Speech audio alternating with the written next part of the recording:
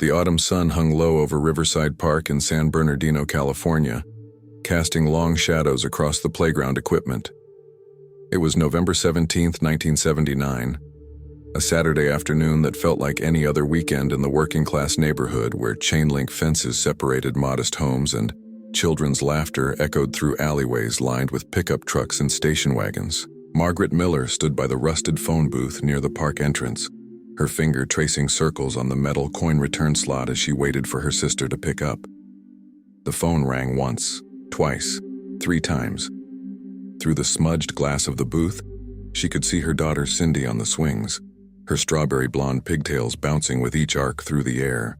The little girl wore her favorite yellow dress with white polka dots, the one Margaret had sewn herself from fabric remnants she'd found on sale at the downtown store where she worked as a cashier. "Hello?" Her sister Linda's voice crackled through the receiver, distant and slightly distorted. "Linda, it's me. Listen, I can't make it to dinner tomorrow. My shift got changed to Sunday and—" Margaret turned slightly, keeping Cindy in her peripheral vision as she spoke. The park was crowded with the usual weekend crowd. Teenagers playing basketball on the cracked concrete courts, mothers pushing strollers along the walking path, old men playing checkers at the weathered picnic tables under the eucalyptus trees. The conversation lasted no more than 3 minutes. Margaret remembered checking her watch, a cheap Timex with a cracked crystal that her late husband had given her 2 Christmases before the accident that took him. It was 3:47 p.m. when she hung up the phone. She remembered because she'd promised Cindy they could stay until 4 o'clock, maybe get ice cream from the truck that usually passed by around that time.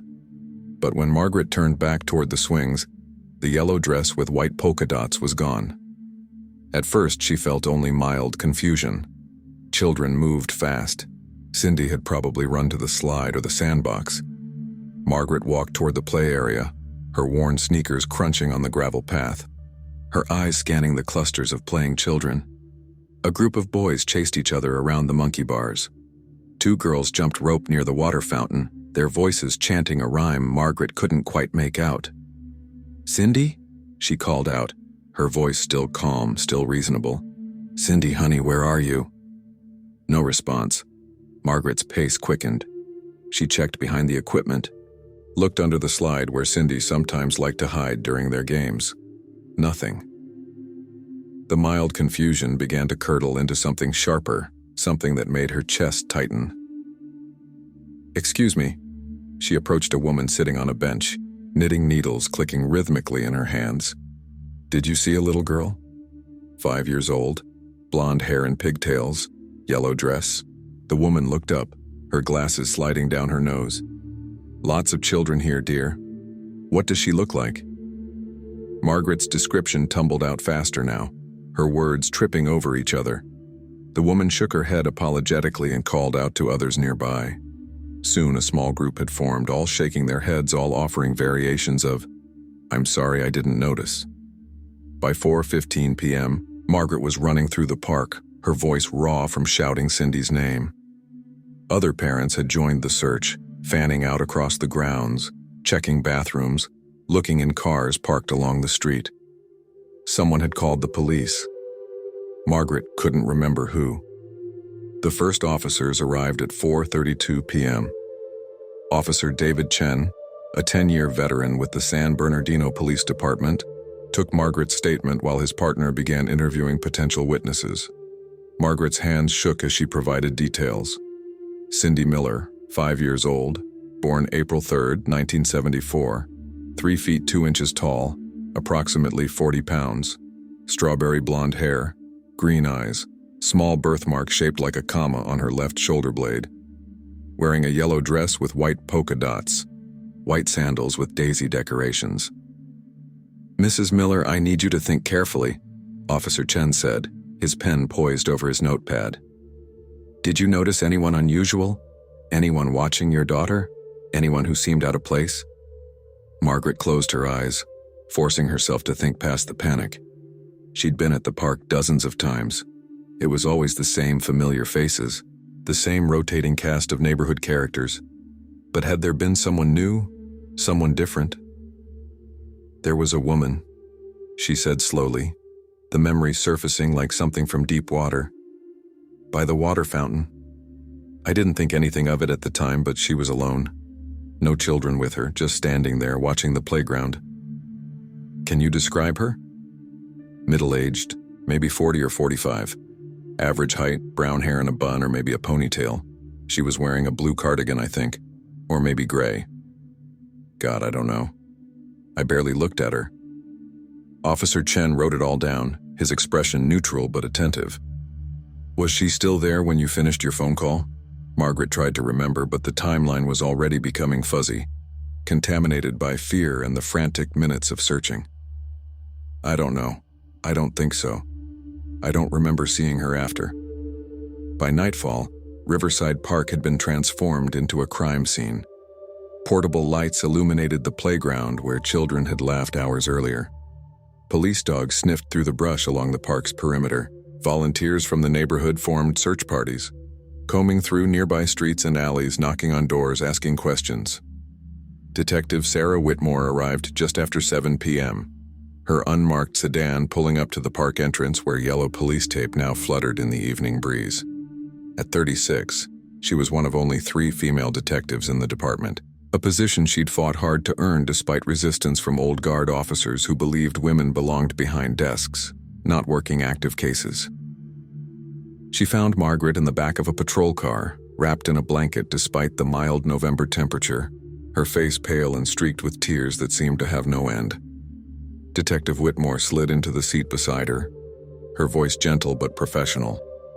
Mrs. Miller, I'm Detective Whitmore. I'm going to be leading the investigation into Cindy's disappearance.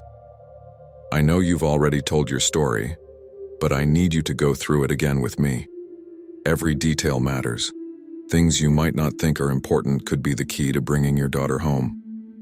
Margaret nodded, her throat too tight for words. She started from the beginning. The decision to go to the park, the phone call from Linda, the 3 minutes that changed everything. As she spoke, Detective Whitmore took notes in a small, leather-bound notebook, asking clarifying questions, gently probing for details Margaret might have forgotten or overlooked. This woman you mentioned by the water fountain, did she make eye contact with you? Did she interact with Cindy at all? I don't think so. Like I said, I barely noticed her. She was just there, part of the scenery. What about Cindy? Has she mentioned any new friends lately? Anyone she's been talking to? Margaret shook her head. No. Cindy's shy around strangers. She doesn't just go off with people she doesn't know. I've taught her about stranger danger, about not talking to people we don't know. But even as she said it, Margaret felt the words ring hollow. Cindy was 5 years old, trusting and innocent, easily swayed by a kind voice or a promise of something sweet. How many times had Margaret warned her? How many times had Cindy nodded solemnly, promising to be careful only to forget the moment something interesting caught her attention? The investigation moved with the organized chaos typical of child abduction cases. By midnight, the FBI had been notified. By morning, Cindy's photograph, a school picture from September showing her gap-toothed smile and bright eyes, was being distributed to every police department, sheriff's office, and highway patrol station in California. Roadblocks were set up on major highways. Airports and bus stations received alerts. The media descended on San Bernardino like a swarm, their cameras and microphones turning Margaret's private nightmare into public spectacle. The story led every local newscast that Sunday evening. 5-year-old girl vanishes from California Park. Margaret sat in her small living room surrounded by relatives and neighbors, watching herself on television, a grainy, desperate version of herself pleading for Cindy's return, begging whoever had taken her daughter to bring her home safely. The phone rang constantly. Tips poured in from across the state. Someone saw a little blonde girl at a gas station in Fresno. Another caller reported a suspicious van near a school in Sacramento. A psychic from Los Angeles claimed to have visions of Cindy near water. Detective Whitmore and her team chased down every lead, no matter how unlikely, but each one dead-ended in disappointment. Days became weeks. The initial frenzy of media attention began to fade, replaced by newer tragedies, fresher headlines. But in the San Bernardino Police Department, the case remained active. Detective Whitmore worked 16-hour days, building a timeline, conducting interviews, exploring every possible scenario. Was this a stranger abduction? A targeted kidnapping? Had someone been watching Cindy and Margaret, waiting for an opportunity? The woman by the water fountain became a person of interest, but despite dozens of interviews with park visitors that day, no one could provide a definitive description. She was a ghost, a shadow, a maybe memory that might have been nothing at all. By Christmas, Cindy's face had appeared on milk cartons across the western United States, part of a new initiative to keep missing children's cases in the public eye. Margaret kept every carton, stacking them in her kitchen until they formed a sad paper monument to hope and desperation. Margaret's sister Linda moved in to help, sleeping on the couch and taking over household duties, while Margaret existed in a state of suspended animation, unable to move forward, unable to accept that her daughter might be gone forever. The door to Cindy's room remained closed, her toys untouched, her clothes still folded in her dresser drawers. 1 year passed, then 2. The investigation technically remained open, but active leads had long since dried up. Detective Whitmore, promoted to sergeant and transferred to homicide, still kept Cindy's file on her desk, still occasionally pulled it out late at night to review the evidence, searching for something she might have missed. Margaret refused to give up. She attended support groups for parents of missing children, networked with other families, kept Cindy's story alive through local media whenever they would listen. She never moved from the house where they'd lived together, never changed the locks, maintaining the irrational but unshakable belief that one day Cindy would find her way home and need to get inside. The years accumulated like snow, each one burying the case deeper beneath the weight of time and newer tragedies.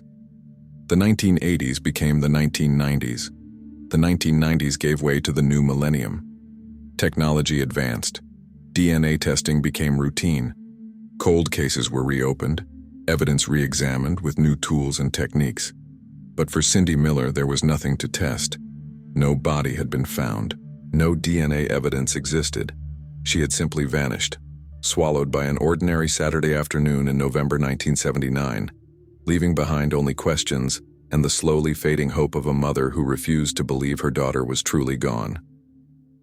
In Margaret's living room, the photographs remained unchanged. Cindy at her 4th birthday party, chocolate cake smeared on her chin. Cindy on her first day of kindergarten, too big backpack dwarfing her small frame. Cindy at the park just days before she disappeared, laughing on those same swings where Margaret had last seen her. The case file sat in the cold case archives, gathering dust alongside hundreds of other unsolved mysteries, waiting for the breakthrough that everyone had stopped expecting would ever come. 45 years later, on a crisp October morning in 2024, a woman named Brenda Walsh sat at her kitchen table in Portland, Oregon, staring at a small cardboard box wrapped in cheerful birthday paper. Her daughter Emma had presented it to her the night before, grinning with the excitement of someone who believes they've given the perfect gift. "Mom, everyone's doing these DNA tests now," Emma had said, pushing the box across the table. "It's amazing what you can find out. Ancestry, health predispositions, maybe even distant relatives. I did mine last month and found out we're like 12% Scandinavian. Can you believe it?" Brenda had smiled, thanked her daughter, and set the box aside. But now, alone in the quiet house with morning light streaming through the windows, she found herself inexplicably reluctant to open it. At 60 years old, Brenda had built a comfortable life. She'd raised Emma as a single mother after her husband passed away from cancer 15 years ago. She worked as a librarian, owned her home, had a small circle of close friends. Her life was predictable, stable, unremarkable in the best possible way. What could a DNA test possibly tell her that she didn't already know? Her parents, both deceased now for over a decade, had been private people. Her father, Donald Harper, had worked in insurance. Her mother, Patricia Harper, had been a homemaker who volunteered at the local church. They'd raised Brenda in small towns across the Pacific Northwest, moving frequently for her father's work. Brenda's childhood memories were fragmented, disconnected. A house in Spokane with a blue door, an apartment in Eugene with thin walls, a rental in Bend where deer would eat from their garden. She'd always assumed the frequent moves were simply part of her father's career. the normal instability of lower middle-class life in the 1970s and 80s. But sometimes, late at night when sleep eluded her, Brenda would recall odd moments from her childhood, her mother's nervousness around police officers even during routine traffic stops, the way her parents always paid for everything in cash, how they'd never had many photographs from before Brenda turned 6 or 7, the strange absence of extended family, no grandparents, no aunts or uncles, no cousins at holiday gatherings. When Brenda had asked about relatives as a child, her mother's face would tighten, her voice would become clipped. "Your grandparents died before you were born, sweetheart. It was a terrible car accident. Your father and I don't like to talk about it." The story never changed. The car accident became family lore, the tragic event that had orphaned both her parents and left them to build a life together, without the support of extended family. Brenda had accepted it because children accept what they're told, because questioning felt disloyal, because the alternative was too uncomfortable to contemplate.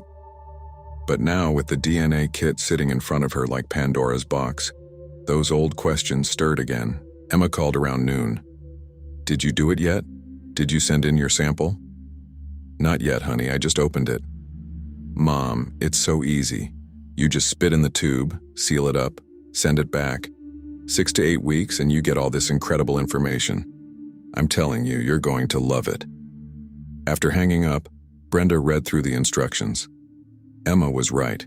It was simple, almost too simple for something that promised to unlock the secrets of her genetic code, to trace her lineage back through generations, to potentially connect her with relatives she'd never known existed.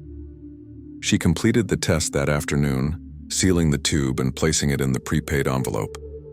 As she walked to the mailbox at the corner of her street, maple leaves crunching under her feet, Brenda felt an inexplicable sense of crossing a threshold, of stepping through a door that would not easily close again.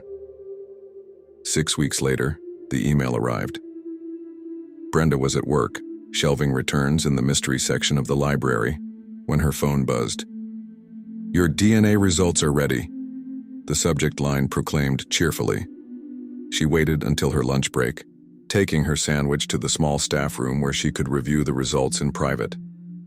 The ancestry information was interesting but unsurprising.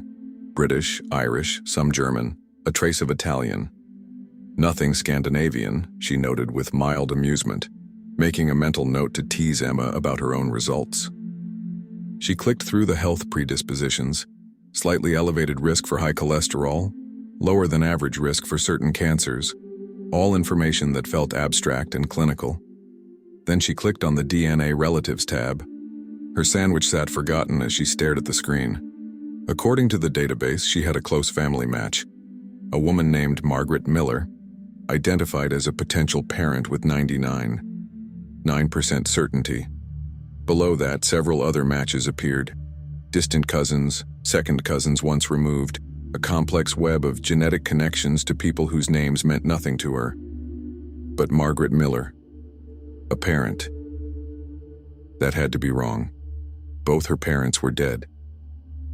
Patricia Harper, her mother, had died in 2011 of pneumonia. Donald Harper had passed in 2009 from a stroke. Brenda had arranged both funerals, sorted through their belongings, inherited the little they'd left behind. She clicked on Margaret Miller's profile. Age, 87. Location, San Bernardino, California. The profile was sparse, containing no photo, no additional information beyond the genetic connection, and a notation that Margaret had uploaded her DNA to multiple databases in 2019. With shaking hands, Brenda navigated back to her own results, double-checking, triple-checking. But the algorithm was clear. Margaret Miller was not a distant relative or a genealogical curiosity. According to the DNA match, this woman was her biological mother. The afternoon passed in a blur. Brenda moved through her tasks mechanically, checking out books, answering reference questions, smiling at patrons while her mind spun in increasingly frantic circles. There had to be an explanation. A mistake in the database. A mix-up at the lab. People didn't just suddenly discover different parents at age 60. That evening, she called Emma, trying to keep her voice steady as she explained the results. "Oh my God, Mom, that's crazy. But these tests are super accurate. I mean, the science is solid. Maybe Grandma and Grandpa adopted you? Did they ever mention anything about adoption? Never. Not once. Well, there's got to be an explanation. Why don't you try to contact this Margaret person? The site has a messaging feature, right? Maybe she can clear things up. But Brenda couldn't bring herself to send a message. Not yet. Instead, she did what librarians do best. She researched. She started with Margaret Miller in San Bernardino, California, searching public records, old newspaper archives, anything that might explain the connection. What she found made her blood run cold. Article after article, dating back to November 1979, told the story of a 5-year-old girl named Cindy Miller, who had vanished from Riverside Park in San Bernardino. The child's mother, Margaret Miller, had spent decades searching for her missing daughter, never giving up hope despite the case going cold. There were photos accompanying many of the articles. Margaret as a young mother, distraught and pleading for information. Margaret years later, aged by grief but still fighting for answers. Margaret in recent years, an elderly woman whose eyes still held the same desperate hope they'd carried for 45 years. And then Brenda found the age progression photos, images created by forensic artists showing what Cindy Miller might look like at various ages if she were still alive. At age 10, the progression showed a girl with strawberry blonde hair and green eyes. At age 20, a young woman with delicate features and a slight gap between her front teeth. At age 40, a middle-aged woman with crow's feet beginning to form around her eyes. At age 60, the progression could have been Brenda's driver's license photo.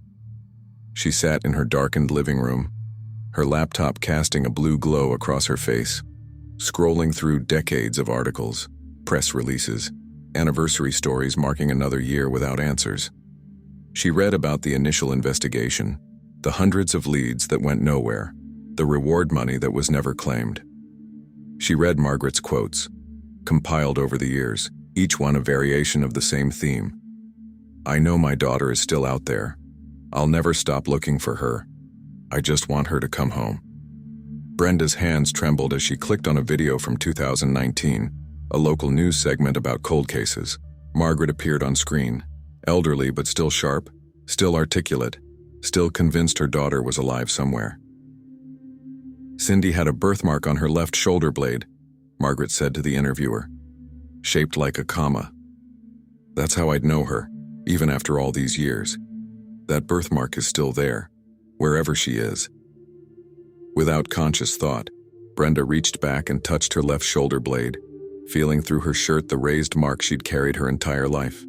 A birthmark shaped like a comma, the same birthmark her mother, Patricia, had always said made Brenda special, unique, marked by God for something important. The room seemed to tilt. Brenda stood abruptly, pacing across the hardwood floors, her mind racing through her childhood with new eyes, the frequent moves, the lack of photographs, the absence of extended family, her mother's nervousness, the way they'd always paid cash, never used credit cards, never stayed anywhere long enough to put down real roots. She thought about Patricia Harper, the woman she'd called Mom for 60 years, and tried to reconcile that loving, devoted mother with the possibility that she'd been living a lie.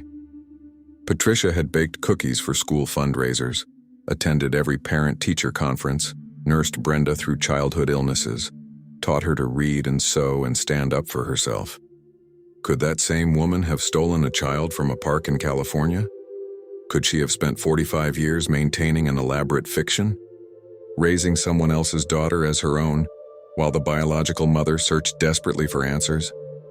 Brenda pulled up photos from her own childhood, the few that existed. The earliest ones dated from around 1985, when she would have been 6 or 7. There was nothing from before. Patricia had always said the earlier photos had been lost in one of their moves, water damage from a basement flood, one of those unfortunate accidents that plagued transient families. But now Brenda wondered, had there been no earlier photos because there was nothing to photograph? Because the child in those photos wouldn't have been Patricia's daughter, but someone else's?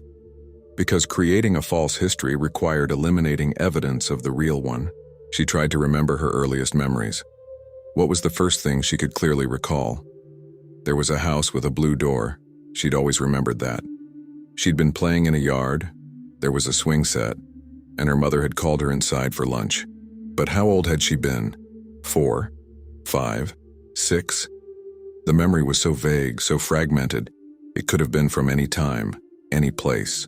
There were other memories, equally uncertain. Christmas mornings, birthday parties, ordinary moments of childhood. But none of them came with clear dates or contexts.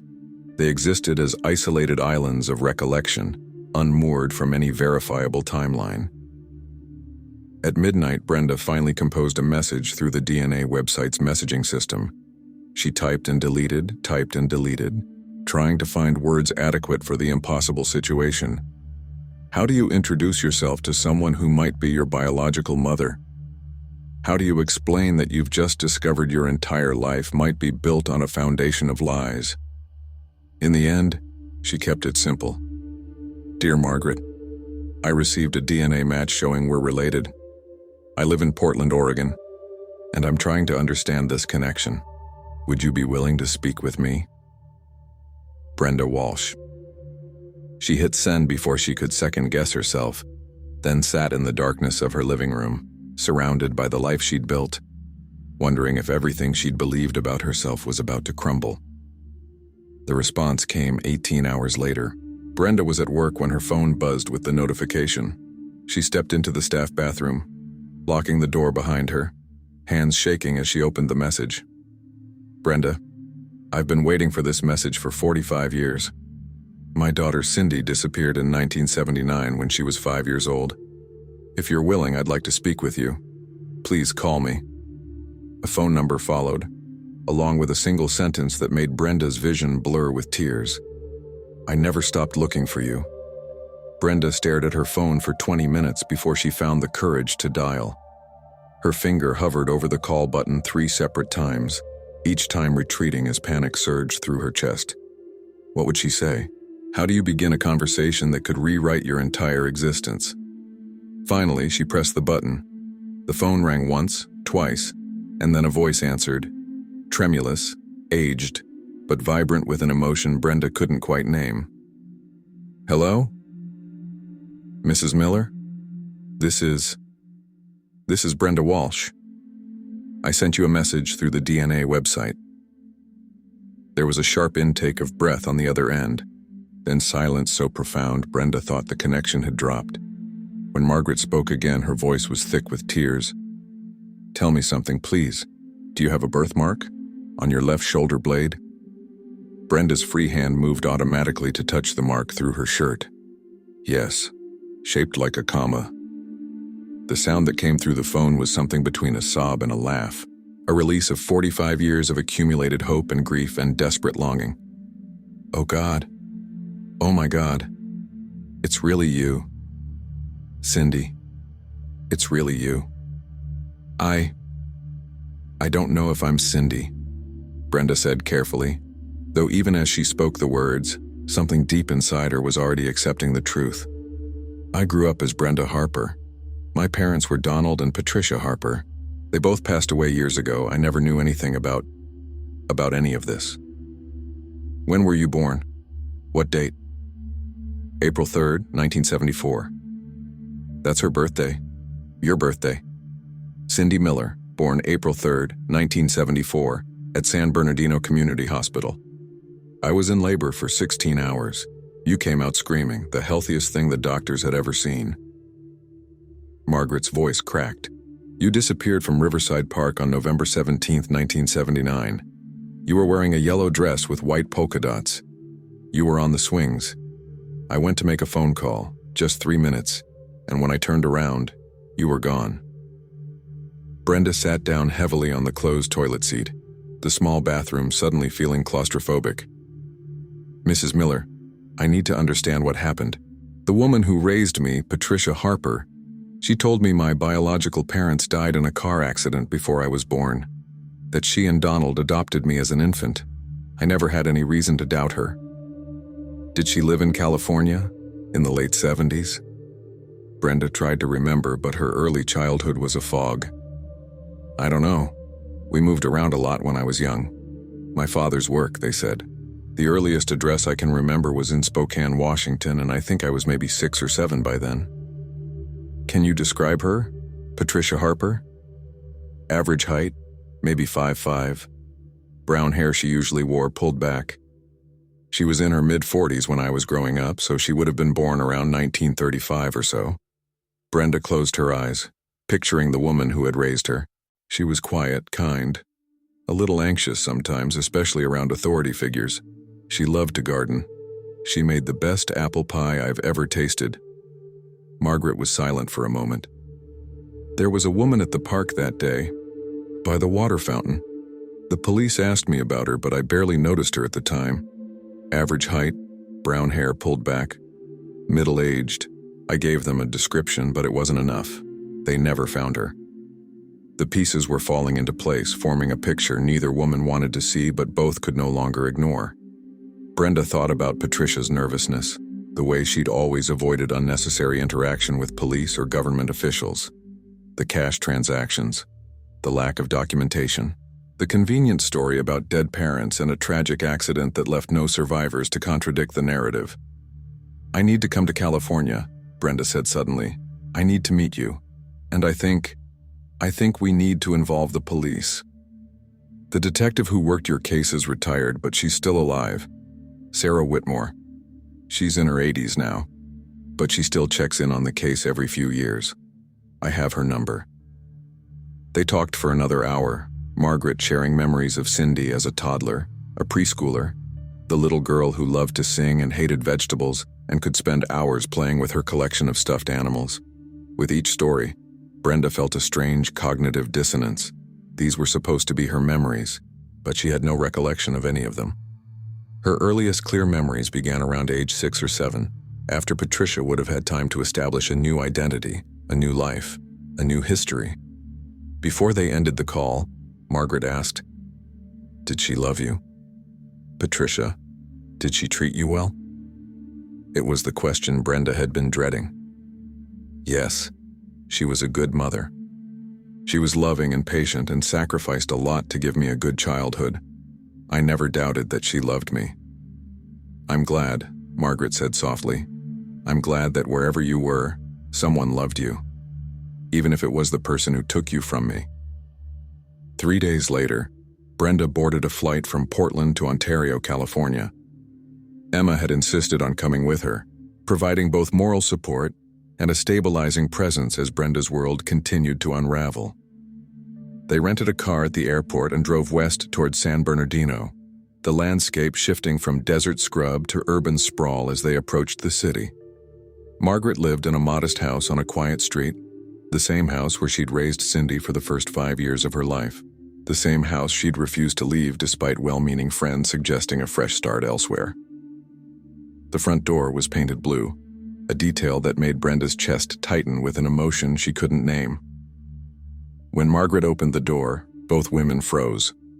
They stood face to face, mother and daughter, separated by 45 years and a lifetime of lies, but connected by DNA and a birthmark shaped like a comma. Margaret was smaller than Brenda had imagined, her hair white and thin, her face deeply lined. But her eyes, green, the same shade as Brenda's, blazed with recognition and joy and grief all tangled together. "Cindy," Margaret whispered, reaching out with trembling hands to touch Brenda's face. "My baby girl." Brenda didn't correct her about the name. She let Margaret touch her, memorize her, weep over her. Emma stood back, giving them space, her own eyes wet with tears at witnessing the reunion. They sat in Margaret's living room, surrounded by 45 years of accumulated memories.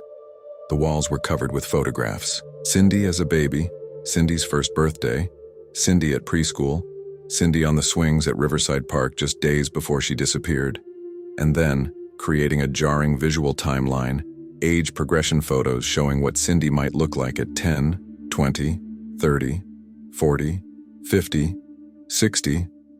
"I had these made every decade," Margaret explained, "just to remind myself what to look for, just to keep the hope alive." Brenda studied the progression photos and saw her own face staring back from each one. The forensic artists had captured something essential: the shape of her jaw, the spacing of her eyes, the particular curve of her smile. It was undeniable proof of what the DNA had already confirmed. Detective Sarah Whitmore arrived an hour later. She was 84 years old now, retired for 2 decades, but she moved with purpose and clarity. She set up a laptop on Margaret's dining table and pulled out a file box she'd kept all these years, filled with copies of the original case documents. "I never closed this case in my mind," Whitmore said, looking at Brenda with an intensity that made her shift uncomfortably. "Even after I retired, even after other detectives were reassigned, I kept coming back to it. The girl who vanished in 3 minutes. No witnesses, no physical evidence, no body. It haunted me." She opened her laptop and pulled up a digital database. "After DNA databases became available to law enforcement, I uploaded what little evidence we had from the original investigation. Hair samples from Cindy's brush, that sort of thing, hoping for a match. When Margaret uploaded her DNA to consumer databases in 2019, I helped her get it into as many systems as possible. We were waiting for you to show up." "Why would Patricia do this?" Brenda asked, the question that had been eating at her since the first phone call. "Why take someone else's child?" Whitmore pulled out an old police report. "We investigated hundreds of people after Cindy disappeared. One of them was a woman named Patricia Jean Cartwright, a neighbor who lived 3 blocks from the park. She'd recently miscarried, her 3rd miscarriage in 5 years. Her marriage was falling apart. Multiple witnesses reported seeing her at the park regularly in the weeks before Cindy's disappearance, always alone, always watching the children play." She slid a photocopy across the table, a driver's license photo from 1978. Patricia Cartwright stared back at Brenda, younger, her hair darker, but unmistakably the woman who had raised her. "We questioned her twice," Whitmore continued, "but she had an alibi for the day of the abduction. Her husband, Donald Cartwright, claimed they were together at home. We had no physical evidence linking her to the scene, no witnesses who could positively identify her. She moved out of state 6 months later, and we lost track of her. They became the Harpers," Brenda said numbly. "New names, new identities, new lives." "It would have been easier back then," Whitmore acknowledged. "Before computer databases and digital records, you could get a birth certificate, a social security number, without much scrutiny if you knew what you were doing. And if you moved around enough, never staying in one place long enough for people to ask questions, you could maintain the fiction indefinitely." Emma spoke up for the first time. "But why now? Why did the truth come out now after all these years?" "Because technology caught up with her," Whitmore said. "Patricia died never expecting that her daughter would take a DNA test, never imagining that genetic genealogy would become a hobby for millions of people.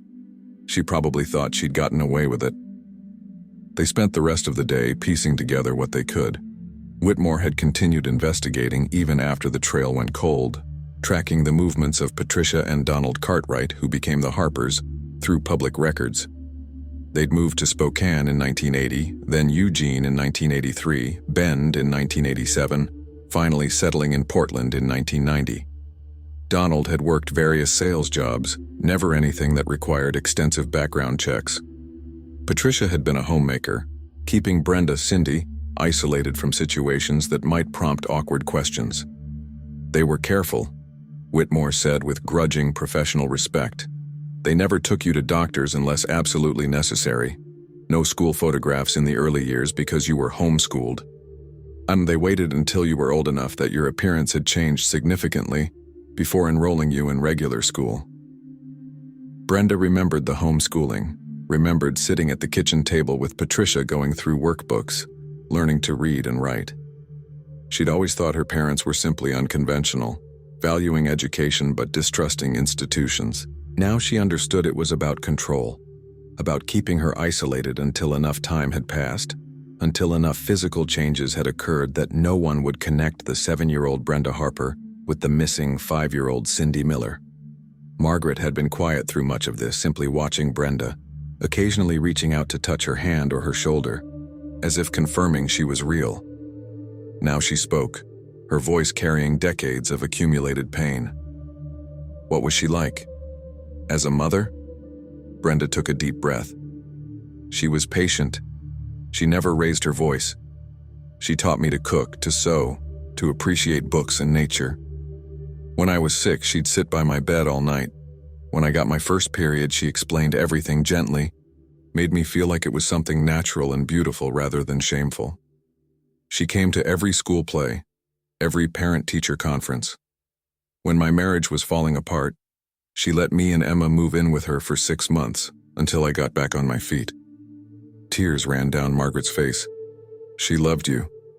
I think she did, in her own way, but it was a selfish love, wasn't it? Built on theft and lies. She robbed you of 45 years with your daughter. She robbed me of knowing my real mother. And for what? Because she couldn't have children of her own. Because her marriage was failing.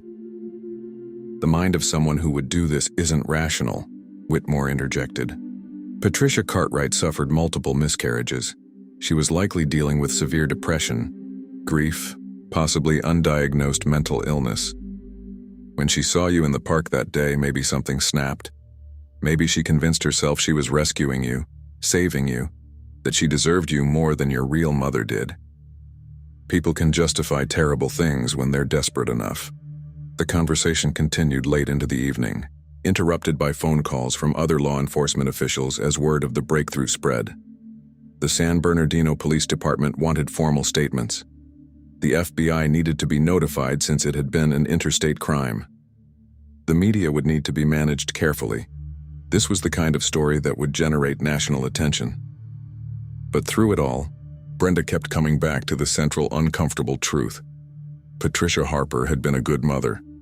Not perfect, no parent is, but loving, devoted, present.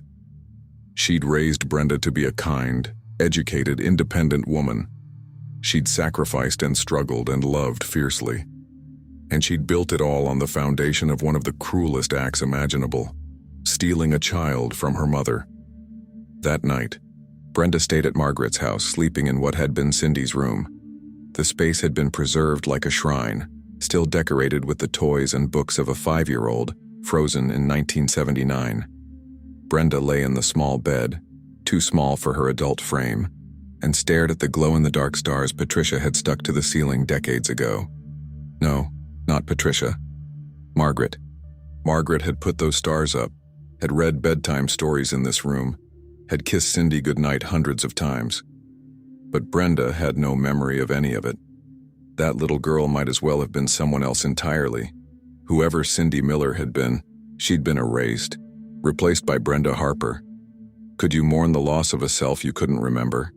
Could you grieve for an identity that had been stolen before you were old enough to know what identity meant? She thought about Patricia's last years, the way she'd clung to Brenda and Emma, the granddaughter she'd helped raise. Had there been guilt? Had she lain awake at night thinking about Margaret, wondering if the woman was still searching, still hoping, or had she convinced herself so thoroughly of her own narrative that she genuinely believed Brenda was her daughter, legally and morally if not biologically? Brenda would never know. Patricia had taken those answers to her grave, leaving behind only questions and a decades-old crime that had finally been exposed by a spit sample and a consumer DNA test.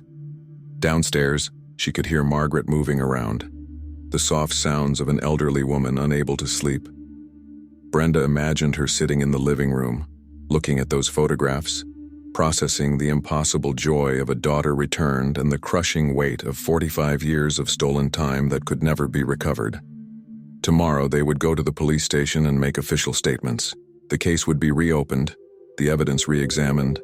There would be press conferences and media attention and difficult conversations with relatives who'd given up hope decades ago. Brenda would need to learn a new history, meet new family members, figure out how to be Cindy Miller while still being Brenda Walsh. But tonight, in this room that had waited 45 years for its occupant to return, Brenda simply existed in the strange liminal space between two identities, two mothers, Two entirely different lives that had somehow converged in the most unlikely way imaginable. The San Bernardino Police Department's cold case unit occupied a basement office that smelled of old paper and stale coffee. Detective Marcus Rivera, who'd inherited the Cindy Miller case files when he joined the unit 5 years ago, sat across from Brenda and Margaret in an interview room that felt more like a confessional than an interrogation space. "I need to be honest with you both," Rivera said, his dark eyes moving between them. "Patricia Cartwright, Patricia Harper, died in 2011. Donald Harper died in 2009. We can't prosecute the dead. This case, from a legal standpoint, is closed the moment we verify Brenda's identity through official DNA testing." "So that's it?" Brenda asked, her voice hollow. "She gets away with it?" "She's dead. There's no getting away anymore. There's only the truth." Rivera opened a thick file folder. "But we can document what happened. We can give Margaret the answer she's been waiting for. And we can help you understand how this happened." The official DNA test took 15 minutes. A cheek swab, a signature, a chain of custody form. The results would take a few days, but no one in the room doubted what they would show. Brenda was Cindy Miller. The birthmark, the DNA match to Margaret, the timeline.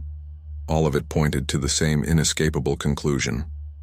Detective Whitmore had joined them, her presence unofficial but valued. She'd brought additional files she'd kept over the years, personal notes and theories she'd developed long after retiring. Now she spread them across the conference table like pieces of a puzzle she'd been trying to solve for 45 years. Patricia Cartwright was 39 years old in 1979, Whitmore said, pointing to an old driver's license photo. She'd married Donald when she was 22. They tried for years to have children. 3 miscarriages between 1974 and 1978. The last one, in early 1979, nearly killed her. Emergency surgery, hysterectomy. No possibility of biological children after that. She slid another document across the table, a hospital record from March 1979, showing Patricia's emergency admission for complications from her 3rd miscarriage. The medical notes described severe depression, mentions of suicide attempts, a psychiatric consultation that recommended intensive therapy. She was discharged after a week, Whitmore continued. No follow-up treatment that we could find. Donald's insurance didn't cover long-term psychiatric care. She went home, and based on neighbors' accounts, she became increasingly isolated. She'd leave the house only for groceries or to walk in Riverside Park. "Always watching the children," Margaret said softly. "She was watching my daughter." "We think it was opportunistic rather than planned," Rivera interjected. "She probably didn't go to the park that day intending to take a child. But when she saw you step into the phone booth, saw Cindy alone on the swings, something triggered. Maybe Cindy reminded her of the daughter she'd never have. Maybe in that moment, Patricia convinced herself this was meant to be." Brenda tried to imagine it.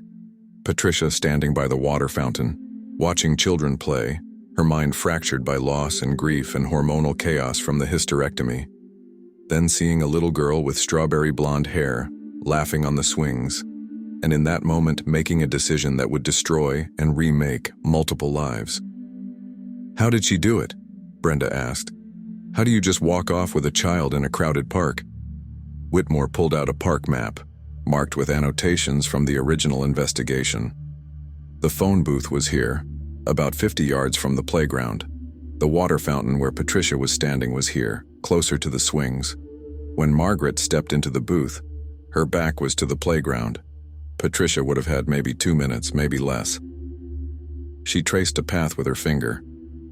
"We think she approached Cindy, told her something. Maybe that her mother was looking for her. Maybe that she had lost her own little girl and needed help finding her. Young children are trusting, especially if an adult seems distressed." Patricia led her away from the playground, out the east entrance of the park, to where we believe she'd parked her car on a side street. By the time Margaret finished her phone call and realized Cindy was gone, they were already driving away. The simplicity of it was horrifying.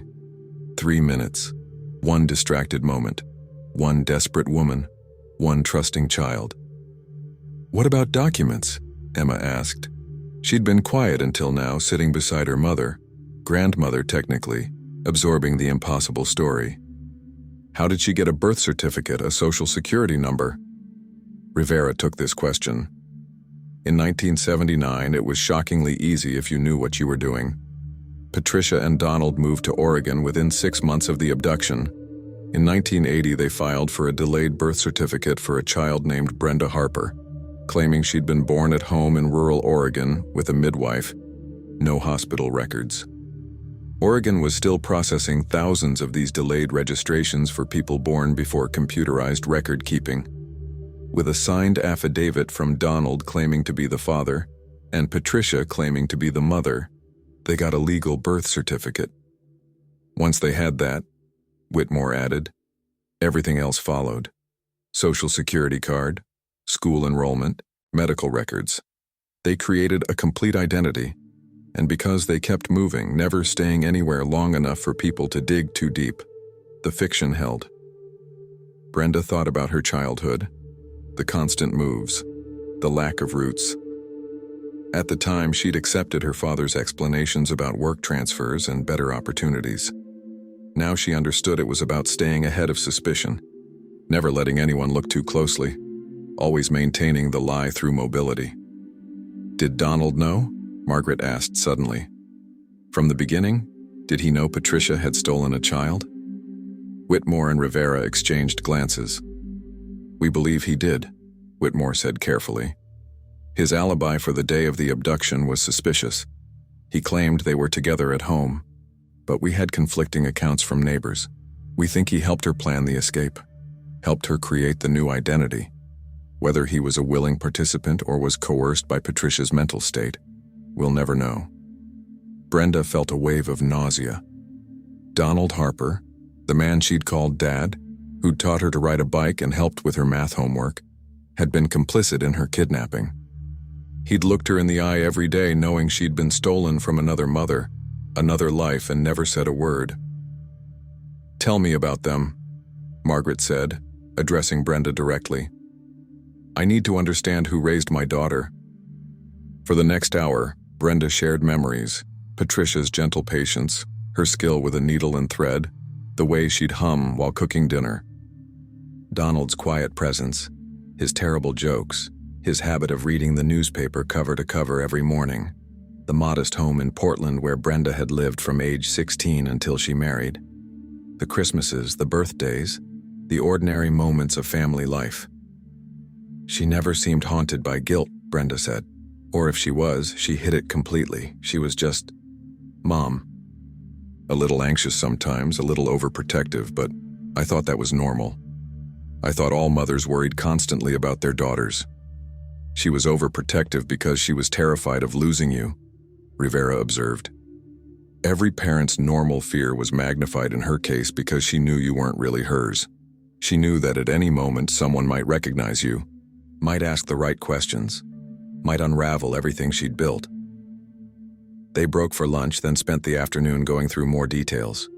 Rivera needed timelines, addresses, names of schools Brenda had attended. He was building a comprehensive report that would officially close the case, documenting everything for the record even though no prosecution was possible. Detective Whitmore pulled Brenda aside during a break. They stood in a hallway decorated with commendation plaques and photos of officers from decades past. I worked hundreds of cases in my career, Whitmore said. Murders, assaults, robberies. But this one stayed with me. The girl who vanished in 3 minutes. I used to dream about it. Different scenarios, different outcomes. In some dreams, I'd catch Patricia in the act.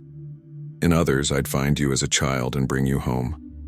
I never imagined it would end like this, with you walking through the door as a 60-year-old woman. Do you think she loved me? Brenda asked. Really loved me? Or was I just a replacement for the children she couldn't have? Whitmore considered the question carefully. I think both can be true. I think she took you for selfish, desperate reasons. But I also think once she had you, once she'd invested years in raising you, genuine love developed. Human psychology is complicated. We can love people while simultaneously harming them. We can commit terrible acts out of pain and still be capable of tenderness. That doesn't make it right.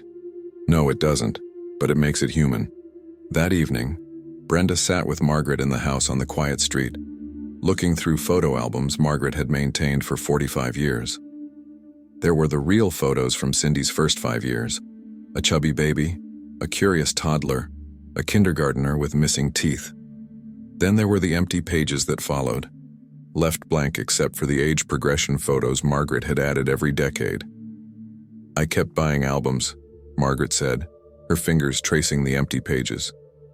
"I kept leaving space for the photos I'd take when you came home. Birthday parties, graduations, your wedding, grandchildren. I filled in the gaps with imagination because I refused to accept that those moments were gone forever." "I'm sorry I don't remember," Brenda said quietly. "I'm sorry I can't give you those 5 years back. You were a baby. Of course you don't remember. That's what makes it so cruel. Patricia didn't just take you from me. She erased me from you. You lived an entire life not knowing I existed, not knowing you were loved and wanted and searched for every single day." They sat in silence for a moment, the weight of 45 years of absence pressing down on them. Finally, Margaret spoke again. "I never remarried. I never had other children. People told me I should move on, build a new life, find happiness. But how could I? How could I bring another child into the world when my first child was out there somewhere, possibly suffering, possibly in danger? Every birthday I'd bake a cake. Every Christmas I'd buy presents and wrap them and put them under the tree. I kept your room exactly as it was the day you disappeared. People thought I was crazy, that I was living in denial. But I knew, somewhere deep inside, I knew you were alive." Brenda reached out and took Margaret's hand, the gesture feeling both foreign and necessary. This woman was her mother. Not the mother who had raised her, but the mother who had given birth to her, who had loved her first, who had spent 45 years refusing to give up hope. "What happens now?" Brenda asked. "How do we move forward from here?" "I don't know," Margaret admitted. "I dreamed of this moment for so long, but I never thought past the reunion. I never planned for what comes after finding you. I have a life in Portland, a job, a home, friends, Emma. I can't just abandon everything and move here. I'm not asking you to. I'm just grateful to know you're alive, to know you're safe. Whatever relationship we can build from here, whatever time we have left, that's enough." But even as she said it, Brenda could see the hunger in Margaret's eyes, the desperate need to reclaim lost time, to be the mother she'd been denied the chance to be for 45 years. It was impossible, of course. You couldn't recover decades. You couldn't undo the damage of a lifetime of separation.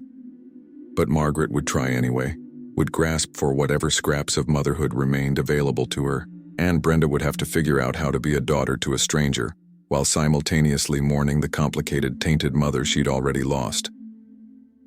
The news broke 3 days later, and the story exploded across national media with the force of a cultural phenomenon. "Missing child found after 45 years through DNA test" dominated headlines. Major networks sent reporters to San Bernardino. Margaret's phone rang constantly until Rivera convinced her to unplug it. Brenda's quiet life in Portland evaporated overnight as journalists camped outside her house, shouting questions every time she left for work. The public response was overwhelming and divided. Social media erupted with opinions. Some people celebrated the reunion as a miracle, proof that hope should never be abandoned. Others debated whether Patricia Harper had been evil or mentally ill, whether compassion or condemnation was the appropriate response. True crime podcasters rushed to produce episodes analyzing the case. Think pieces appeared in major publications discussing the ethics of DNA testing, the nature of motherhood, the psychology of child abduction. Brenda stopped reading the comments after the first day. She couldn't bear to see strangers debating her life, arguing about whether she should feel grateful or traumatized, whether Margaret deserved sympathy or pity, whether Patricia had been a monster or a victim of her own broken mind. The official DNA results arrived on a gray Thursday morning, delivered by courier to Detective Rivera's office. Brenda and Margaret sat together as he opened the envelope, though everyone in the room already knew what it would say. 99, "99.999% probability of biological relationship," Rivera read aloud. Brenda Walsh is conclusively identified as Cindy Miller, daughter of Margaret Miller, born April 3, 1974. Margaret closed her eyes, tears streaming silently down her weathered face. It was one thing to know, another to have it confirmed in clinical, irrefutable terms. Her daughter had come home. "There will be paperwork," Rivera continued, his voice gentle. "The state will need to update birth records, social security information. Brenda, you'll need to decide whether you want to reclaim your legal name or continue as Brenda Walsh. There's no requirement either way." "I don't know who Cindy Miller is," Brenda said quietly. "I've been Brenda for 60 years. That's who I am." "You can be both," Margaret offered, though her voice carried an edge of hurt. "You can honor both identities." But could she? Could you really honor an identity built on kidnapping and lies alongside the identity of the child who'd been stolen? Brenda didn't have an answer. The media attention intensified when Detective Whitmore agreed to a single interview with a major news network. At 84, she cut an imposing figure as she sat in the studio, her white hair perfectly styled, her eyes sharp despite her age. "This case taught me that we should never give up," she told the interviewer. "For 45 years I believed Cindy Miller was out there somewhere. Margaret believed it too, and we were right. The technology that solved this case didn't exist when Cindy disappeared, but Margaret held on to hope long enough for the world to catch up." The interviewer pressed about Patricia Harper. "Do you believe she was evil, or was she a victim of mental illness?" Whitmore's expression hardened. "I believe she was a woman in pain who made a catastrophic choice that destroyed multiple lives. Mental illness might explain her actions, but it doesn't excuse them. She had opportunities to come forward, to make things right. She chose not to. She chose to maintain the lie until her death, and in doing so she robbed both Brenda and Margaret of 45 years they'll never get back." The interview went viral, generating millions of views and spawning countless reaction videos and commentary pieces. Brenda watched it once, alone in her hotel room in San Bernardino, and felt a complicated mixture of validation and sorrow. Whitmore was right. Patricia had robbed them, but she'd also been the only mother Brenda had known, and grieving her was a messy, contradictory process made worse by the court of public opinion demanding clear moral judgments. A week after the DNA results were confirmed, Brenda met her extended family. Margaret had a younger sister, Linda, the same sister whose phone call had inadvertently provided the opportunity for Patricia to take Cindy. Linda arrived at Margaret's house carrying decades of guilt, her eyes red before she even walked through the door. "I'm so sorry," Linda sobbed, embracing Brenda with desperate intensity. "If I hadn't called, if Margaret hadn't gone to that phone booth, none of this would have happened. I've lived with that guilt for 45 years. "It wasn't your fault," Brenda said automatically, though she could see Linda didn't believe her. Some guilt was too deeply rooted to be dislodged by rational absolution. There were cousins too, Linda's children and grandchildren, a sprawling family tree that Brenda was suddenly grafted onto. They gathered in Margaret's small living room, these strangers who shared her DNA, passing around old photographs and telling stories about the family Brenda had never known. Her grandfather had been a mechanic. Her grandmother had played piano at their local church. There were family traditions, camping trips to the mountains, elaborate Thanksgiving dinners, a particular way of making tamales that had been passed down through generations. Brenda listened politely, smiled appropriately, but felt like an anthropologist observing a foreign culture rather than a participant in her own heritage. These people wanted to claim her, to pull her into their narrative, to make her Cindy again. But Cindy was gone, if she'd ever really existed beyond early childhood. What remained was Brenda, trying to reconcile two incompatible histories. Emma helped manage the chaos, fielding media requests, screening phone calls, providing emotional support when Brenda felt overwhelmed by the constant demands of sudden celebrity. Mother and daughter, or rather, grandmother and granddaughter, had long conversations late at night about identity, truth, and the complicated nature of family. "Do you think of Margaret as your grandmother?" Brenda asked one evening. Emma considered the question carefully. I think of her as your biological mother, which makes her my biological grandmother. But the woman who raised me, who baked me cookies and taught me to knit and babied me when I was sick, that was Grandma Patricia. I loved her. I still love her, even knowing what she did. Does that make me a bad person? No, sweetheart. It makes you human. 3 weeks after the reunion, Brenda received a letter forwarded by Detective Rivera. It had been found in a safety deposit box registered to Patricia Harper, with instructions that it should be delivered to Brenda Walsh in the event of Patricia's death. The bank had only recently processed the estate paperwork and discovered the letter's existence. Brenda sat alone in her hotel room, the envelope trembling in her hands. This was Patricia's voice from beyond the grave, the explanation Brenda had been both desperate for and dreading. She opened it carefully, unfolding pages covered in Patricia's familiar handwriting, the same precise cursive that had written grocery lists and birthday cards throughout Brenda's childhood. My dearest Brenda, the letter began. If you're reading this, I am gone, and you have likely learned the truth about who you really are. I imagine you hate me. I would hate me too. The letter continued for 3 pages, Patricia's confession and explanation pouring out in a stream of consciousness that was by turns defensive, remorseful, and heartbreakingly honest.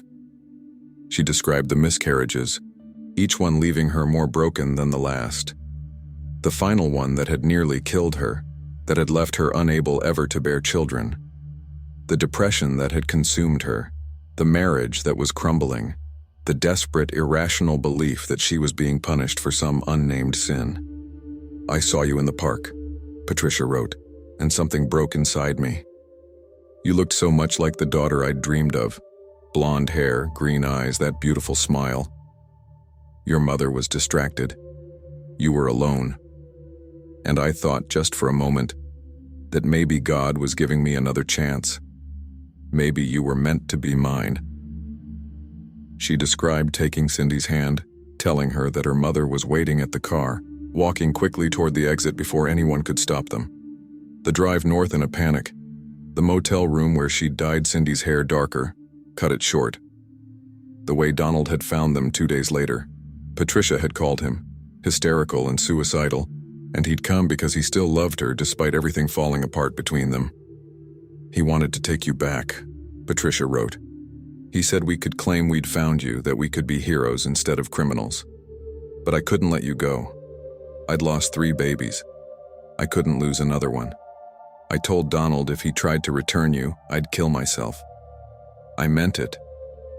Looking back, I think I'd already lost my mind by then. What sane person threatens suicide to keep a stolen child? The letter described the years that followed, the constant fear of discovery, the moves from city to city, the elaborate lies they'd constructed, but also the love that had developed, genuine and fierce, as Patricia raised the daughter she'd stolen. I know I can never ask your forgiveness, the letter concluded. What I did was unforgivable. I stole you from a mother who loved you. I stole 45 years from both of you. I built your entire life on a foundation of lies. But Brenda, I need you to know that I loved you. Not as a replacement for the children I couldn't have, but as yourself. You became my daughter in every way that mattered except biology. I would have died for you. I would have done anything for you. Except the one thing that might have made any of it right. I could never bring myself to let you go. Brenda read the letter 3 times, tears streaming down her face. Her emotions a tangled mess of grief and rage and reluctant understanding. Patricia had been broken, had made a terrible choice, had compounded it with years of deception. But she'd also been human, capable of love even while committing an unforgivable act. There was no neat resolution to be found in Patricia's words. No absolution that would make everything okay. Just the messy, complicated truth of a woman who'd done something terrible and spent the rest of her life trying to justify it while simultaneously being consumed by love for the child she'd stolen. The letter ended with a single request. Please tell Margaret I'm sorry. Tell her I took good care of you. Tell her that even though I was wrong, even though I should never have taken you, I loved you every single day. I hope that brings her some small comfort. Brenda folded the letter carefully and placed it back in the envelope. She would show it to Margaret, would let her read Patricia's confession and apology. Whether it would bring comfort or only deepen the pain, Brenda couldn't say. But Margaret deserved the truth, all of it, including the admission of love from the woman who'd destroyed her life. 6 months had passed since the DNA test that unraveled 2 lifetimes. Brenda stood in Margaret's living room, helping her mother, she was trying to use that word now, pack photographs into boxes. They decided to create a new album together, one that acknowledged both histories, Cindy's first 5 years and Brenda's 60 years after. "This one," Margaret said, holding up a faded photo of a chubby toddler on a tricycle. "You were 2 years old. You just learned to pedal and insisted on riding it everywhere, even inside the house." Brenda studied the image, searching for recognition that would never come. "I wish I remembered." "You do, in a way. Emma told me you bought her a red tricycle for her 3rd birthday, the same color as the one in this photo." It was true. Brenda had never questioned why she'd chosen that particular color, that particular style. Perhaps some memories lived in the body rather than the mind, echoing across decades in ways we couldn't consciously access. The media frenzy had finally subsided, replaced by newer tragedies and scandals. Occasional interview requests still arrived, but Brenda had learned to decline politely. Her story belonged to her now, not to the endless appetite of public consumption. Detective Whitmore had passed away quietly in her sleep 2 months ago at 85. Brenda and Margaret had attended the funeral together, sitting in the back of the church as dozens of former colleagues and grateful families paid tribute to a woman who'd never stopped fighting for justice. Whitmore's daughter had approached them afterward, thanking them for giving her mother closure on the case that had defined her career. "She talked about Cindy until the very end," the daughter had said. "She was so happy to know the story ended with a reunion, not a tragedy." Brenda had returned to Portland but drove down to San Bernardino every few weeks now. She and Margaret spoke on the phone daily, tentative conversations at first, growing gradually more comfortable as they learned each other's rhythms and patterns. They were building a relationship from scratch, creating something new rather than trying to resurrect what had been lost. Emma had embraced Margaret with the uncomplicated enthusiasm of someone not burdened by the trauma of separation. She called her Grandma Margaret and had already introduced her to video calls, helping bridge the geographic distance with technology. Margaret, who'd never owned a smartphone, now FaceTimed regularly, her face lighting up whenever Emma or Brenda appeared on screen. The house in San Bernardino was finally changing. Margaret had agreed to redecorate Cindy's room, transforming it from a shrine to a guest room where Brenda could stay during visits. The process had been painful. Letting go of physical reminders meant accepting that 5-year-old Cindy was truly gone, but necessary for moving forward. "I want to show you something," Margaret said, pulling out a small velvet box. Inside was a delicate gold necklace with a heart-shaped locket. "This was your grandmother's. I always planned to give it to you when you turned 18. I'd like you to have it now." Brenda opened the locket. Inside were 2 tiny photographs, a young Margaret holding a baby, and that same baby, Cindy, smiling at the camera, no more than a year old. "Thank you," Brenda whispered, fastening it around her neck. They'd visited Riverside Park together last month, standing by the swings where everything had changed. The playground had been updated over the decades, new equipment, fresh paint, modern safety surfaces replacing the old gravel, but the bones of it remained the same. "I don't come here often anymore," Margaret had admitted. "It hurt too much, but maybe now we can make new memories here. Better ones." They'd sat on a bench, watching children play, and for the first time, the park had felt like just a park rather than the site of a trauma that had defined decades. Brenda had also visited Patricia and Donald's graves in Portland, bringing flowers and standing silently before the headstones that bore the names Harper rather than Cartwright. Emma had come with her, providing quiet support as Brenda worked through her complicated grief. "I forgive you," Brenda had finally said aloud, her words carried away by the wind. I forgive you for being broken. I forgive you for loving me despite how that love began. But I can't forget, and I can't say it was okay because it wasn't. The legal paperwork had been finalized. Brenda Walsh remained her legal name, but her birth certificate now showed an amendment. Originally registered as Cindy Ann Miller, it was a compromise and acknowledgement of both identities. The inheritance from Patricia's estate had been modest. The Portland house, some savings, personal effects. Brenda had donated half to the National Center for Missing and Exploited Children, keeping the rest for Emma's future. It felt like the right balance, acknowledging Patricia's role in her life while also honoring the countless other families still searching for stolen children. You know what I realized? Brenda said as they worked on the photo album. Patricia gave me a good life, but she stole yours. You're the victim here, not me. I grew up loved and safe. You grew up tortured by not knowing. Margaret set down the photograph she'd been holding. We're both victims and we're both survivors. That's the complicated truth we have to live with. They worked in companionable silence for a while, organizing memories, building bridges between past and present. Outside, the California sun began its descent, painting the sky in shades of orange and pink. Stay for dinner, Margaret said. It wasn't really a question. I'd like that. As they moved to the kitchen, Brenda caught sight of their reflection in the hallway mirror. Two women, separated by decades and bound by DNA, moving through space together. She could see the resemblance now, the same slope of the nose, the same curve of the smile, the same green eyes that had searched and been searched for across 45 years of separation. The doorbell rang. Emma had arrived bringing groceries and updates about her life in Portland. She hugged them both, talking rapidly about her new job, her apartment search, the ordinary details of a life still being built. Margaret moved through her kitchen with purpose, preparing a meal for her daughter and granddaughter. Brenda helped, learning the family recipes she'd never been taught, the traditions she'd missed, the simple rituals of belonging. It wasn't the life any of them had planned. The stolen years could never be recovered. The damage could never be completely repaired. But here, in this modest house on a quiet street in San Bernardino, 3 generations of women were building something new from the wreckage of the past. And perhaps that was enough. Perhaps that was everything.